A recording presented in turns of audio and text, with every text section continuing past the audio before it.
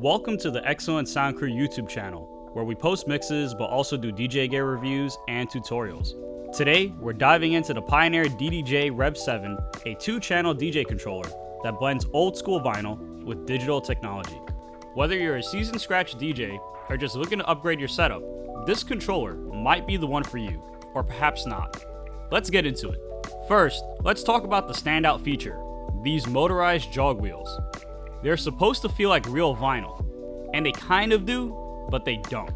If you want that real vinyl feel, you just need real vinyl. Don't get me wrong, these platters are still good, but believe it or not, I like the NS7 platters more than these. It had a real slip mat underneath the real vinyl platter. It felt more authentic.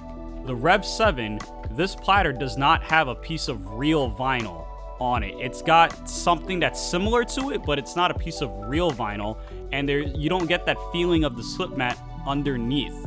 Rather, you kind of feel these two plastic notches when you go back and forth.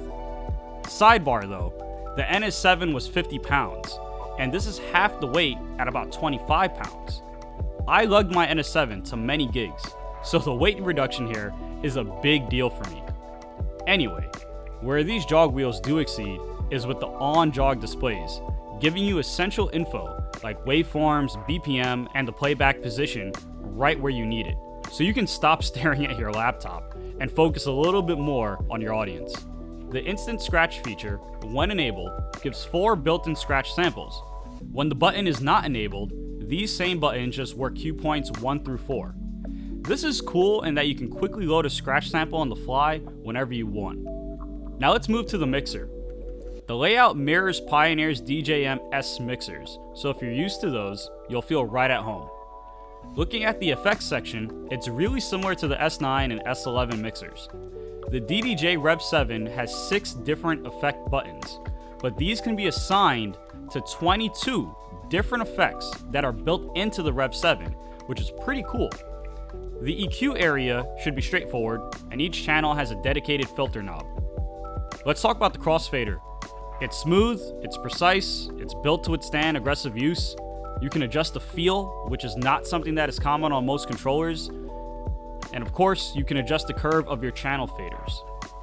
Now let's take a look at the connections on the back. You've got balanced XLR outputs, 2 mic inputs, which is great, and dual USB ports to connect 2 laptops. Let's talk about the thing that really grinds my gears, and I never understand why Pioneer does this with some of their units. The power cord. Here's the problem with this. You show up to a gig and the power cord is damaged, or you happen to forget it. Now you're SOL unless you have a second power cord on hand as a backup, which, by the way, if you own this controller or any other controller that doesn't use a standard IEC power cord, get yourself an extra power cord. Because if you encounter any issues with that power cord, you're very likely going to have to order it online.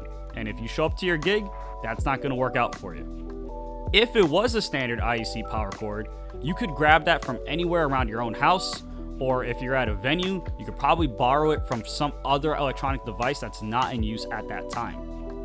I think we should highlight the layout of the REV7 because Pioneer went with a battle style design clearly. Everything is very well laid out. You have the right amount of space between all of your buttons and all of your controls. They place the pitch faders horizontally at the top, mimicking a battle style turntable setup. So if you're used to DJing on turntables with this type of setup, you will find this intuitive. You'll be comfortable. But if you are not used to this, you're gonna have to build up a little bit of muscle memory.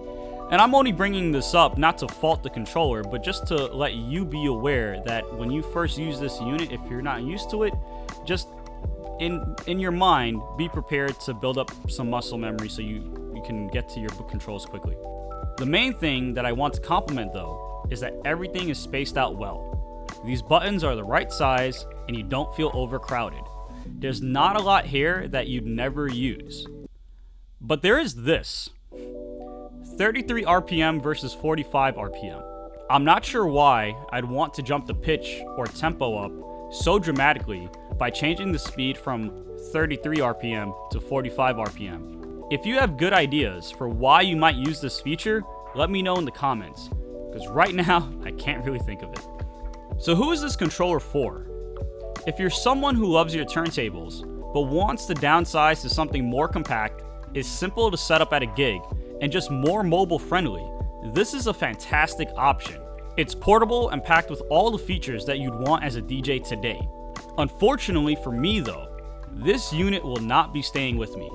By the time you see this video, it's already with its new owner and sold. While this controller is fun and I do enjoy DJing on it, I work with a lot of other DJs. When I do weddings, I always have a second DJ with me. They help me set up, they run the music while I MC. They also play music when I need to step away from the booth, and if I just need a little break. It turns out, most DJs today just do not know how to DJ on rotating platters. And while I could just be like, hey, suck it up, you're gonna learn today, I also don't want my bride and groom clients and their guests to experience any kind of hiccups during their event, even if it's just not an as good transition, right? Because I made it harder for my assistant to DJ comfortably. It's not fair, right? Nobody is winning there. So with that sums up my review of the Pioneer DDJ-REV7. If you found this helpful, please like the video, subscribe, and hit that bell for more gear reviews.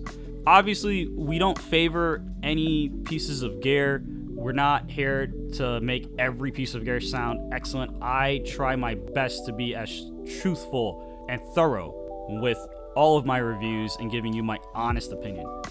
So, let me know in the comments, is this your next controller? Did my review change your mind perhaps about it being your next controller, either for the positive or negative? Are you liking your REV7? Well, let me know, and thanks for watching, and I'll catch you on the next one.